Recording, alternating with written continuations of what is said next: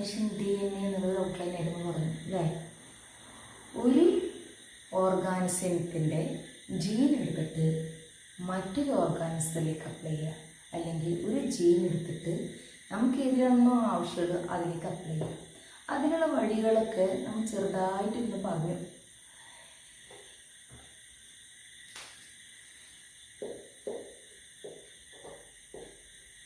ഒരു സെല്ലിൻ്റെ ഉള്ളിലാണല്ലോ DNA ഉണ്ടാവുക. ഒരു സെല്ലിൻ്റെ ഉള്ളിൽ എന്തെല്ലാം ഉണ്ടാവും? സെല്ലിന് ചുറ്റോറും ഒരു സെൽ ബോൾ ഉണ്ടാവും, പിന്നെ അതിനുള്ളിൽ പ്രോട്ടീൻ, എല്ലാ വസ്തുക്കളും ഉണ്ടാവും സെല്ലിൽ. ഇനി ഒരു എനിമൽ സെല്ലാവട്ടെ, പ്ലാന്റ് സെല്ലാവട്ടെ, അല്ലെങ്കിൽ ബാക്ടീരിയൽ സെല്ലാവട്ടെ, ഫംഗസ് സെല്ലാവട്ടെ, നമുക്കൊരു ജീനെയാണ് എടുക്കേണ്ടത്. ജീൻ എവിടെ ഉണ്ടാവുക? DNA. നമുക്ക് DNA മാത്രം മതി. ഈ സെല്ലോ സെൽ വോളോ സെൽ മെംബ്രെയിനോ ഒന്നും വേണ്ട. ഇനി എനിമൽ സെല്ലാണെങ്കിൽ അതിന് സെൽ വോളില്ല, ബാക്കിയുള്ളതിനെല്ലാം സെൽ ബോളുണ്ട്. ഇതിനൊക്കെ പ്ലാന്റ് സെല്ലിനാണെങ്കിലും ബാക്ടീരിയക്കാണെങ്കിലും ഫംഗസിനാണെങ്കിലും സെൽ ബോളുണ്ട്. പ്ലാന്റ് സെല്ലിനെ ബ്രേക്ക് ചെയ്യണമെങ്കിൽ സെല്ലുലോസ് കൊണ്ട് ബ്രേക്ക് ചെയ്യണം. അതേപോലെ തന്നെ ഫംഗസ് സെല്ലിനാണെങ്കിൽ കൈറ്റിനേസ് കൊണ്ട് നമ്മൾ ബ്രേക്ക് ചെയ്യണം. ബാക്ടീരിയൽ സെല്ലിനാണെങ്കിൽ അതിൻ്റെ സെൽ ബോൾ ബ്രേക്ക് ചെയ്യണമെങ്കിൽ എന്താണ്? ലൈസോസൈമ കൊണ്ട് ബ്രേക്ക് ചെയ്യണം. ഇനി സെൽ ബോളെല്ലാം ബ്രേക്ക് ചെയ്ത് സെല്ല് മാത്രം കിട്ടി. ഇനി ഇതിനുള്ളിൽ നമുക്ക് DNA എടുക്കേണ്ടത് അല്ലേ? Plant cell, fungus cell, bacterial cell, ഇതിനുള്ളിൽ നമുക്ക് DNA എടുക്കേണ്ടത്. ഇതിൻ്റെ ചുറ്റോറം പ്ലാസ്മ മെംബ്രെയിൻ ഉണ്ടാവും അല്ലേ? ആ പ്ലാസ്മ മെംബ്രെയിൻ എന്തുകൊണ്ടാണ് ഉണ്ടാക്കിയിരിക്കുന്നത്? ലിപ്പിഡ് കൊണ്ട്. അത് പോരാണ്ട് ഇതിനകത്ത് പ്രോട്ടീൻസ് ഉണ്ടാവും, RNAs ഉണ്ടാവും. ഇതൊന്നും നമുക്ക് വേണ്ട. അതിനെല്ലാം ബ്രേക്ക് ചെയ്ത് നമുക്ക് DNA മാത്രം മതി. അപ്പോൾ ഓരോന്നിനെയും ബ്രേക്ക് ചെയ്യണം, അതാതിൻ്റെ എൻസൈം ഉപയോഗിച്ച് അതിന് ബ്രേക്ക് ചെയ്യുക. പ്രോട്ടീനെ ബ്രേക്ക് ചെയ്യണമെങ്കിൽ പ്രോട്ടീനേസ് കൊണ്ട് ബ്രേക്ക് ചെയ്യുക. പ്ലാസ്മ ലിപ്പിഡോടെ നിർമ്മിച്ചിട്ടുള്ള പ്ലാസ്മ മെംബ്രെയിനാണ്, അപ്പോൾ ലിപ്പിഡേസ് കൊണ്ട് ബ്രേക്ക് ചെയ്യുക. ഇനി RNA ആണെങ്കിൽ RNAs കൊണ്ട് ബ്രേക്ക് ചെയ്യുക. ഇതെല്ലാം ബ്രേക്ക് ചെയ്ത് കഴിഞ്ഞാൽ എന്ത് മാത്രമേ ഉണ്ടാവുള്ളൂ? അവിടെ DNA മാത്രം ഉണ്ടാവും. DNAs കൊണ്ട് ബ്രേക്ക് ചെയ്യാൻ പറ്റുമോ? ഇല്ല. DNAs കൊണ്ട് ബ്രേക്ക് ചെയ്ത് കഴിഞ്ഞാൽ നമുക്ക് ആവശ്യമുള്ള DNA ജീൻ നമുക്ക് കിട്ടില്ല, അത് മുഴുവൻ നശിച്ചു പോകും. ഇനി ഈ മൊത്തം സെൽ പാർട്ടിക്കിൾസ് സെല്ലെല്ലാം കൂടി നമ്മൾ ടെസ്റ്റ് ട്യൂബിൽ എടുക്കുക. ഇപ്പോൾ ബ്രേക്ക് ചെയ്ത എല്ലാ കച്ചറാസും കൂടിയിട്ടാവും DNA ഉണ്ടാവുക. പ്രോട്ടീൻ്റെ വേസ്റ്റ് ഉണ്ടാവും, ലിക്വിഡിൻ്റെ വേസ്റ്റ് ഉണ്ടാവും, RNAയുടെ വേസ്റ്റ് ഉണ്ടാവും, സെൽ മെംബ്രെയിൻ്റെ വേസ്റ്റ് ഉണ്ടാവും, എല്ലാ വേസ്റ്റും ഉണ്ടാവും. എന്തിൽ? ഇപ്പോൾ നമുക്ക് എടുക്കുന്ന DNAയുടെ ആ സെല്ലിനകത്ത് എല്ലാതും ഉണ്ടാവും. നമുക്കതിൽ നിന്നും DNA മാത്രം എടുക്കണം. ആ DNA മാത്രം നമുക്ക് എടുക്കണമെങ്കിൽ നമുക്ക് എന്ത് വേണ്ടത്? അതിനെ എന്തുകൊണ്ട്? ചിൽഡ് എത്തനോൾ കൊണ്ട് ട്രീറ്റ് ചെയ്യുക. ചിൽഡ് എത്തനോൾ ഒഴിച്ചു കഴിഞ്ഞാൽ ബാക്കിയെല്ലാം മാറിയിട്ട് DNA മാത്രം ഫ്ലോട്ട് ചെയ്ത് കിടക്കും. ചിൽഡ് എത്തനോൾ അതിലേക്ക് ഒഴിച്ചു കഴിഞ്ഞാൽ DNA മാത്രം ഫ്ലോട്ട് ചെയ്ത് കിടക്കും. DNA ത്രെഡ് ലൈക്ക് നേച്ചറാണ്, നൂല് പോലെ, വളരെ ഇഴയുള്ള നീളമുള്ള നൂല് പോലെയാണ്. പാടപ്പെട്ട് തളർന്ന് കിടക്കണം. അത് ചിൽഡ് എത്തനോൾ ചേർത്ത് കഴിഞ്ഞാൽ അത് പൊന്തി കിടക്കും. ആ ചിൽഡ് എത്തനോളിൽ നിന്ന് എത്തനോൾ വെച്ച് പൊന്തി കിടക്കുന്ന DNA നമ്മൾ വേറെ ഗ്ലാസ് റോഡ് കൊണ്ടോ സ്പൂൺ കൊണ്ടോ നമ്മളതിനെ ചുറ്റി പുറത്തേക്ക് എടുക്കുക. ആ ചുറ്റി പുറത്തേക്ക് എടുക്കുന്ന ആ പ്രോസസ്സിനെ പറയുന്ന പേരാണെന്ത്? സ്പൂളിംഗ്. സ്പൂളിംഗ് എന്ന് പറഞ്ഞാൽ എന്താ? നമ്മൾ എല്ലാ എൻസൈംസ് ഉപയോഗിച്ചിട്ട് എല്ലാ സാധനത്തിനെയും ബ്രേക്ക് ചെയ്തു. DNA വെച്ച് ബാക്കി എല്ലാ സെല്ലിലത്തെ എല്ലാ സാധനത്തിനെയും ബ്രേക്ക് ചെയ്തു. ആ ബ്രേക്ക് ചെയ്തിൽ നിന്നും നമ്മൾ ചിൽഡ് എത്തനോൾ ഒഴിച്ച് ആ ഫ്ലോട്ട് ചെയ്തിരിക്കുന്ന DNA പിന്നെ ഗ്ലാസ് റോഡ് കൊണ്ട് പുറത്തേക്ക് എടുക്കുന്ന ആ പ്രോസസ്സിനെ പറയുന്ന പേരാണെന്ത്? സ്പൂളിംഗ്. അപ്പം സ്പൂളിംഗ് മനസ്സിലാക്കുക. ഇനി ആ എടുത്ത ആ DNA സ്ട്രാൻഡ്സിനെ നമ്മൾ റെസ്ട്രിക്ഷൻ എൻസൈംസ് കൊണ്ട് കട്ട് ചെയ്യുക. റെസ്ട്രിക്ഷൻ എൻസൈംസ് എത്ര തരമുണ്ട്? 2 തരം റെസ്ട്രിക്ഷൻ എൻസൈംസ് ഉണ്ട്, എൻഡ് കൊണ്ട് എക്സ് ഉണ്ട്. ഇനി ആ റെസ്ട്രിക്ഷൻ എൻസൈംസിൽ കൊണ്ട് കട്ട് ചെയ്ത ആ കട്ട് ചെയ്ത ഫ്രാഗ്മെന്റ്സിനെ അതിൽ നിന്ന് വേണം നമുക്ക് ആവശ്യമുള്ള ജീനെ തിരഞ്ഞെടുക്കാൻ. ആ തിരഞ്ഞെടുക്കുന്നതിന് നമ്മൾ ഉപയോഗിക്കുന്ന മെത്തേഡാണ് gel electrophoresis. Next gel electrophoresis. Gel electrophoresis അതൊരു ടെക്നിക്കാണ്. DNA സ്ട്രാൻഡ്സിനെ സെപ്പറേറ്റ് ചെയ്യുക. അതേപോലെ തന്നെ അതിനെ കളർ ചെയ്യുക. ഇതിനെ പറയുന്ന പേരാണ് gel electrophoresis. It is a technique to separate DNA fragments എന്തിൻ്റെ സഹായത്തോടെ ഒരു electric field by influencing an electric field. അതാണ് ജെൽ ഇലക്ട്രോഫോറസിസ്. എന്താണ്?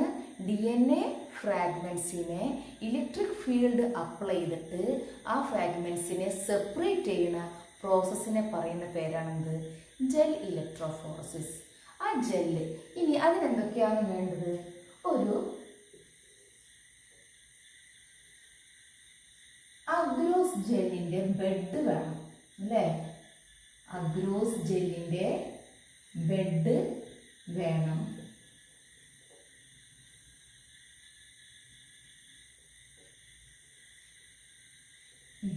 ഇതൊരു അഗ്രോസ് ജെല്ലിന്റെ ബെഡാണ് വെക്കുക. ഈ അഗ്രോസ് ജെല്ല് എവിടെ നിന്നാണ് കിട്ടുന്നത്? റെഡ് ആൽഗ അല്ലേ? നമ്മൾ റെഡ് ആൽഗയിൽ നിന്നാണ് ഈ അഗ്രോസ് ജെല്ല് ഉണ്ടാക്കുന്നത്.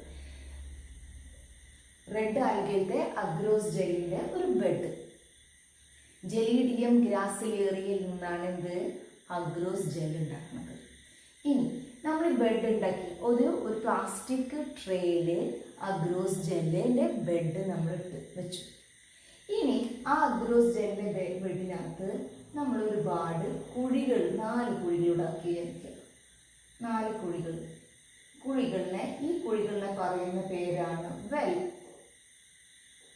ഈ കുഴികളെ പറയുന്ന പേരാണെന്ത്? വെൽ.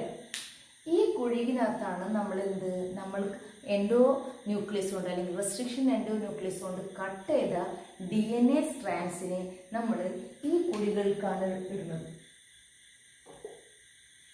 DNA ഫ്രാഗ്മെന്റ്സിനെ എൻഡോ ന്യൂക്ലിയസ് കൊണ്ട് കട്ട് ചെയ്ത DNA ഫ്രാഗ്മെന്റ്സിനെ നമ്മൾ ഈ ഓരോ കുഴികളും എന്ന് പറഞ്ഞാൽ വെല്ലിലേക്ക് ഇട്ടു. ഒരു DNA സ്ട്രാൻഡ്സ് അല്ലെങ്കിൽ DNA സ്ട്രാൻഡ്സിന്റെ ഫ്രാഗ്മെന്റ്സ് ആണ് ഇതൊക്കെ. DNA എങ്ങനെയുള്ള പാർട്ടിക്കിൾസ് ആണ്? DNA നെഗറ്റീവ് ചാർജായ അസിഡിക് ആയിട്ടുള്ള പാർട്ടിക്കിൾസ് ആണ്. DNAയുടെ ചാർജ് എന്താണ്? നെഗറ്റീവ് ആണ്. അത് അസിഡിക്കും ആണ്, നെഗറ്റീവ് ചാർജ് പാർട്ടിക്കിൾസ് ആണ്. ഈ അഗ്രോസ് ജെല്ലിനകത്ത് ഒരുപാട് ചെറിയ സുഷിരങ്ങളുണ്ട്. വളരെയധികം സുഷിരങ്ങൾ നിറഞ്ഞതാണ് എന്ത്? അഗ്രോസ് ജെൽ. നമ്മൾ ആദ്യം ഒരു ട്രേ എടുത്തു. ആ ട്രേയിനകത്ത് റെഡ് ആൽഗയിൽ നിന്ന് അല്ലെങ്കിൽ ജെലീഡിയം ഗ്രാസിലേറിയയിലെ അഗ്രോസ് ജെൽ എന്തിൽ അപ്ലൈ ചെയ്തു? അഗ്രോസ് ജെല്ല് ഈ ട്രെയിനകത്ത് അപ്ലൈ ചെയ്തു. എന്നിട്ട് ട്രെയിനകത്ത് നമ്മൾ ഈ ഒരു വലുപ്പത്ത് ചെറിയ കുഴികൾ ഉണ്ടാക്കി. ആ കുഴികൾക്ക് പറയുന്ന പേരാണ് വെല്ല്. ആ വെല്ലിനകത്ത് നമ്മൾ DNA ഫ്രാഗ്മെന്റ്സിനെ ഇട്ടു. ഇത് നെഗറ്റീവ് ചാർജ് പാർട്ടിക്കിൾസ് ആണെന്ന് ഞാൻ പറഞ്ഞു. ഇനി ഇത് ഫ്രാഗ്മെന്റ്സ് നമുക്ക് വേർതിരിക്കണം. വലുതും ചെറുതും നമുക്ക് വെവ്വേറായി തിരിക്കണം. അങ്ങനെ തിരിക്കണമെങ്കിൽ ഇത് നെഗറ്റീവ് ചാർജ് പാർട്ടിക്കിൾസ് ആണെങ്കിൽ ഇതിനെ തന്നെത്താൻ ഇതിലേക്ക് ഇഴഞ്ഞിഴഞ്ഞ് പോകില്ലല്ലോ. അതിന് പോസിറ്റീവ് ചാർജുള്ള എന്ത് ഫിറ്റ് ചെയ്യണം? ഇവിടെ ഇലക്ട്രോഡ് ഫിറ്റ് ചെയ്യണം. ഇവിടെ പോസിറ്റീവ് ചാർജുള്ള ഇലക്ട്രോഡിനെ ഫിക്സ് ചെയ്യും. പോസിറ്റീവ് ചാർജുള്ള ഇലക്ട്രോഡിനെ പറയുന്ന പേരെന്താണ്? ആനോഡ്. ആനിയോൺസിനെ അട്രാക്ട് ചെയ്യാൻ പോസിറ്റീവ് ചാർജുള്ള ഇലക്ട്രോഡ് ഫിറ്റ് ചെയ്യും. ഇവിടെ കാഥോഡ്. നെഗറ്റീവ് ചാർജുള്ള കാഥോഡും. എന്നിട്ട് നമ്മൾ ഇതിനിടയിൽ ഇലക്ട്രിക് ഫീൽഡ് അപ്ലൈ ചെയ്തു. നമ്മൾ പറഞ്ഞു DNA ഫ്രാഗ്മെന്റ്സ് നെഗറ്റീവ് ചാർജറാണ്, അസിഡിക് ആണ്. ഇനി അത് പോസിറ്റീവിലേക്ക് അട്രാക്ട് ചെയ്യണം. ഇങ്ങനെ അട്രാക്ട് ചെയ്തിട്ട് ഇട്രാക്ട് ചെയ്ത് പോകുമ്പോൾ വലിയ ഫ്രാഗ്മെന്റ്സ് ഉണ്ടാവും, ചെറിയ ഫ്രാഗ്മെന്റ്സ് ഉണ്ടാവും, പൗഡേർഡ് ആയിട്ട് ഫ്രാഗ്മെന്റ്സ് ഉണ്ടാവും. പല ടൈപ്പുള്ള ഫ്രാഗ്മെന്റ്സ് ഉണ്ടാവും. റെസ്ട്രിക്ഷൻ എൻസൈംസ് കൊണ്ട് മൊത്തത്തിൽ ആ DNA ഫ്രാഗ്മെന്റ്സിനെ കട്ട് ചെയ്ത് കഴിഞ്ഞാൽ പല വലുപ്പമുള്ള DNA ഫ്രാഗ്മെന്റ്സ് ഉണ്ടാവും. അത് നമുക്ക് വേർതിരിക്കാൻ വേണ്ടി നമ്മൾ ഈ മെത്തേഡ് ഉപയോഗിച്ചത്. ഇതിൽ പോസിറ്റീവ് ചാർജുള്ള പാർട്ടിക്കിൾസിലേക്ക് ഇതെന്തായാലും ഇഴഞ്ഞിഴഞ്ഞ് പോകും. അങ്ങനെയാണ് അതിൻ്റെ സൈസ്. അപ്പം ചെറിയ പാർട്ടിക്കിൾസ് ആണെങ്കിൽ ഏറ്റവും വേഗത്തിൽ ഇവിടെ എത്തും. അത് കഴിഞ്ഞിട്ടുള്ള അതിൻ്റെ സൈസിൻ്റെ അടിസ്ഥാനത്തിൽ വലിയ സൈസുകൾ ഇവിടെയാണ് ഉണ്ടാവുക. അപ്പോൾ വലിയ പാർട്ടിക്കിൾസ് ഇവിടെ ഉണ്ടാവും. അടിയിലേക്ക് പോകും തോറും അതിൻ്റെ സൈസ് കുറഞ്ഞ് വരും.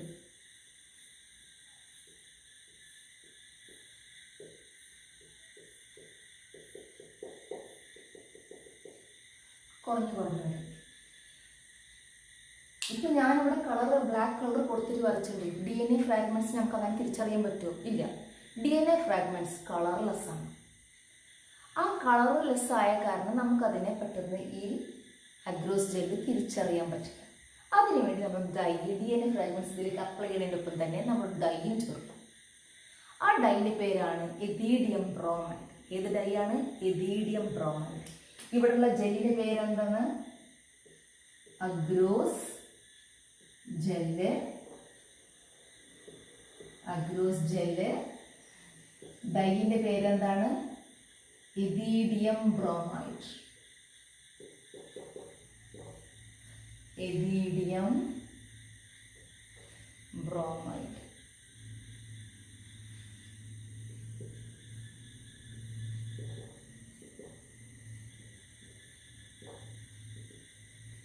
ബ്രോമൈഡ്. ഇവിടെ ഇലക്ട്രിക് ഫീൽഡ് അപ്ലൈ ചെയ്തിട്ടുണ്ട് നമ്മൾ. പിന്നെ എന്താണ്? DNA നെഗറ്റീവ്ലി ചാർജ്ഡ് പാർട്ടിക്കിൾസ് ആണ്. ഏത്? DNA നെഗറ്റീവ്ലി ചാർജ്ഡ് പാർട്ടിക്കിൾസ് ആണ്. അതുകൊണ്ടാണ് പോസിറ്റീവ് ചാർജായ ആനോഡിലേക്ക് അത് അട്രാക്ട് ചെയ്ത് പോണത്. ഇതിൻ്റെ സൈസ് അടിസ്ഥാനത്തിൽ അത് ഏറ്റവും ചെറിയ സൈസാണ് ആനോഡിന് എടുക്കുന്നത്. കാരണം ഇതിൽ ഒരുപാട് പോർസ് ഉണ്ട് അഗ്രോസ് ജെല്ല്. അതേപോലെ തന്നെ ഈ പോർസിലൂടെ ചെറിയ ചെറിയ പൗഡറിയായ DNA ഫ്രാഗ്മെന്റ്സ് ഇങ്ങോട്ട് എത്തും. സൈസിൻ്റെ അടിസ്ഥാനത്തിൽ വലുതൊക്കെ ഈ ഭാഗത്തേക്കാണ് ഉണ്ടാകുക. പിന്നെ ഇത് തിരിച്ചറിയാൻ വേണ്ടി നമ്മൾ ഇതിനകത്ത് ഡൈ ചേർക്കുന്നത്. അതിന് പേരാണ് എഥീഡിയം ബ്രോമൈഡ്. സാധാരണ ലൈറ്റിലെ എഥീഡിയം ബ്രോമൈഡ് നമുക്ക് തിരിച്ചറിയില്ല, നമുക്ക് കാണാൻ കഴിയില്ല. അതിനു വേണ്ടിയാണ് ഈ എഥീഡിയം ബ്രോമൈഡ് ചെയ്ത് കഴിഞ്ഞാൽ അത് സ്റ്റെയിനായി. ആ സ്റ്റെയിൻ നമുക്ക് തിരിച്ചറിഞ്ഞില്ല. എന്തിൻ്റെ വെളിച്ചത്തിൽ വേണം? അൾട്രാ വയലറ്റ് റേഡിയേഷൻ്റെ വേണം. അൾട്രാ വയലറ്റ് ലൈറ്റ് നമ്മൾ കൊടുക്കും. അൾട്രാ വയലറ്റ് ലൈറ്റ് നമ്മൾ കൊടുത്തു കഴിഞ്ഞാൽ അൾട്രാ വയലറ്റ് UV റേസ് നമ്മൾ കൊടുത്തു കഴിഞ്ഞാൽ എന്താ? ഈ എഥീഡിയം ബ്രോമൈഡ് ഡൈയിൽ ചേർത്തിട്ടുള്ള ഈ DNA ഫ്രാഗ്മെന്റ്സ് ഓറഞ്ച് കളറിൽ നമുക്ക് വ്യക്തമാവും. ഓറഞ്ച് കളറിൽ നമുക്ക് ഈ DNA ഫ്രാഗ്മെന്റ്സിനെ കുറച്ചും കൂടിയും വ്യക്തമായിട്ട് കാണാൻ പറ്റും. സാധാരണ ലൈറ്റിൽ ഇത് നമുക്ക് കാണാൻ പറ്റില്ല. ഓറഞ്ച് കളറിൽ കാണണമെങ്കിൽ എന്ത് വേണം? അവിടെ അൾട്രാ വയലറ്റ് ലൈറ്റിൻ്റെ സഹായത്തോടെ മാത്രമേ നമുക്ക് എഥീഡിയം ബ്രോമൈഡ് ഡൈ ചേർക്കേണ്ട ഗുണം നമുക്ക് കിട്ടുള്ളൂ. അങ്ങനെ ഇതാണ് എന്ത്? Gel electrophoresis. ജെൽ ഇലക്ട്രോഫോറസിസ് എന്തിനാണ്? DNA ഫ്രാഗ്മെന്റ്സിനെ സെപ്പറേറ്റ് ചെയ്യാനും കളർ ചെയ്യാനുമുള്ള മെത്തേഡാണ് gel electrophoresis with the help of N electric field. ഒരു ഇലക്ട്രിക് ഫീൽഡിൻ്റെ സഹായത്തോടെ DNA ഫ്രാഗ്മെന്റ്സിനെ വേർതിരിക്കാനും അതേപോലെ തന്നെ അതിനെ ഡൈ ചെയ്യാനുള്ള മെത്തേഡാണ് ജെൽ ഇലക്ട്രോഫോറസിസ്.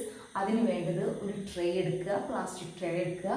അതിനകത്ത് നമ്മൾ അഗ്രോസ് ജെല്ലിൻ്റെ ബെഡ് അപ്ലൈ ചെയ്യുക. എന്നിട്ട് അതിനകത്ത് നമ്മൾ ചെറിയ ചെറിയ കുഴികൾ ഉണ്ടാക്കുക. ഈ ഭാഗത്ത് ഒരു സൈഡിൽ ഏതെങ്കിലും ഒരു സൈഡിൽ നമ്മൾ കുഴികൾ ഉണ്ടാക്കുക. ആ കുഴികളാണ് വെൽ എന്ന് പറയുന്നത് അല്ലേ? ആ കുഴികളെ പറയുന്ന പേരാണെന്ത്? വെൽ. ആ വെല്ലിനകത്ത് നമ്മൾ DNA ഫ്രാഗ്മെന്റ്സിനെ അപ്ലൈ ചെയ്യും. ആ DNA ഫ്രാഗ്മെന്റ്സ് ഇപ്പോഴും നെഗറ്റീവ് ചാർജ് പാർട്ടിക്കിൾസ് ആണ്. ആ നെഗറ്റീവ് ചാർജ് പാർട്ടിക്കിൾസ് ഇതിലേക്കൂടെ ചലിച്ചു പോകണമെങ്കിൽ എന്ത് വേണം? അതിൻ്റെ ഓപ്പോസിറ്റ് സൈഡിൽ പോസിറ്റീവ് ചാർജുള്ള ഇലക്ട്രോഡിനെ ഫിറ്റ് ചെയ്തു. പോസിറ്റീവ് ചാർജ് ഇലക്ട്രോഡിനെ ഇവിടെ ഫിറ്റ് ചെയ്തു. നെഗറ്റീവ് ചാർജുള്ള കാഥോഡിനെ ഇവിടെ ഫിറ്റ് ചെയ്തു. എന്നിട്ട് അതിലൂടെ ഇലക്ട്രിക് ഫീൽഡ് അപ്ലൈ ചെയ്യുമ്പോൾ ഈ നെഗറ്റീവ് ചാർജുകളായിട്ടുള്ള പാർട്ടിക്കിൾസ് പോസിറ്റീവിലേക്ക് അട്രാക്ട് ചെയ്ത് ചലിക്കും. ചെറിയ ചെറിയ സുഷിരങ്ങൾ പോലുള്ള DNA ഫ്രാഗ്മെന്റ്സ് അല്ലെങ്കിൽ പൗഡേർഡ് ഫ്രാഗ്മെന്റ്സ് ഇങ്ങോട്ടെത്തും, ഈ അറ്റത്തെത്തും. അതിൻ്റെ സൈസ് അടിസ്ഥാനത്തിൽ അതിങ്ങനെ അറേഞ്ച് ചെയ്ത് വെക്കും. ഇനി കളർലെസ് ആയിട്ടുള്ള DNA ഫ്രാഗ്മെന്റ്സിനെ തിരിച്ചറിയാൻ വേണ്ടിയിട്ടാണ് നമ്മൾ എഥീഡിയം ബ്രോമൈഡ് എന്ന് പറയുന്ന ഡൈ ഈ ഫ്രാഗ്മെന്റ്സിലേക്ക് അപ്ലൈ ചെയ്യുന്നത്. അങ്ങനെ അപ്ലൈ ചെയ്ത് കഴിഞ്ഞാലും നമുക്ക് സാധാരണ ലൈറ്റിൽ അതിനെ തിരിച്ചറിയാൻ പറ്റില്ല. അതിനുവേണ്ടി നമ്മൾ UV rays ultra violet radiation കൊടുത്തു കഴിഞ്ഞാൽ എഥീഡിയം ബ്രോമൈഡ് ചേർത്തിട്ടുള്ള DNA ഫ്രാഗ്മെന്റ്സ് എന്ത് കളറായിട്ട് കാണും? ഓറഞ്ച് കളറായിട്ട് വിസിബിൾ ആവും. ഇനി ഓറഞ്ച് കളറായിട്ട് വിസിബിൾ ആയിട്ട് നമുക്കുള്ള DNA ഫ്രാഗ്മെന്റ്സിന് വേർതിരിക്കാൻ പറ്റും. ഇനി ചിന്തിക്കുക, നമ്മുടെ DNA ഫ്രാഗ്മെന്റ്സ് നമുക്ക് ആവശ്യമുള്ള ജീൻ ഉള്ളത് ഇതാണെന്ന് കരുതുക. ഈ ജീനുള്ള DNA ഫ്രാഗ്മെന്റ്സ് ജെല്ലോട് കൂടി നമ്മളതിന് കോരിയെടുക്കുക. ആ കോരി എടുത്തിട്ട് അപ്പം അതിലെന്തുണ്ടാവും? DNA ഫ്രാഗ്മെന്റ് ഉണ്ടാവും, അതേപോലെ ജെല്ലും ഉണ്ടാവും അല്ലേ? ആ ജെല്ലോട് കൂടി നമ്മൾ കോരി എടുത്തിട്ട് അതിൽ നിന്നും DNA ഫ്രാഗ്മെന്റ്സിനെ മാത്രം എടുക്കുന്ന ആ പ്രോസസ്സിനെ പറയുന്ന പേരാണിത് ഇലൂഷൻ.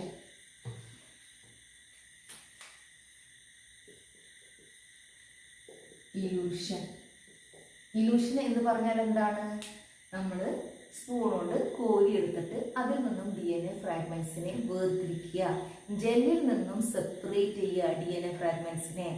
അതിനെ പറയുന്നതാണ് ഇലൂഷൻ. ജെൽ ഇലക്ട്രോഫോറസ് കഴിഞ്ഞാൽ സെപ്പറേഷൻ നടക്കും, DNA ഫ്രാഗ്മെന്റ്സിന് സെപ്പറേഷൻ നടക്കും. ഇനി നമുക്ക് ആവശ്യമുള്ള ജീനുള്ള DNA ഫ്രാഗ്മെന്റ് ഇതാണെന്ന് കരുതുക. അത് കരുതി അതിൽ നിന്നും നമുക്ക് DNA വേർതിരിച്ചെടുക്കണം. ഇതെല്ലാം മൈക്രോസ്കോപ്പിക് ആണ്, അല്ലാണ്ട് നമ്മൾ ഈ പറയുന്ന പോലെ എളുപ്പമല്ല. എല്ലാ കാര്യങ്ങളും എന്താണ്? വളരെ ശ്രദ്ധാപൂർവം ചെയ്യേണ്ട മൈക്രോസ്കോപ്പിക് ആയിട്ടുള്ള കാര്യങ്ങളാണ്.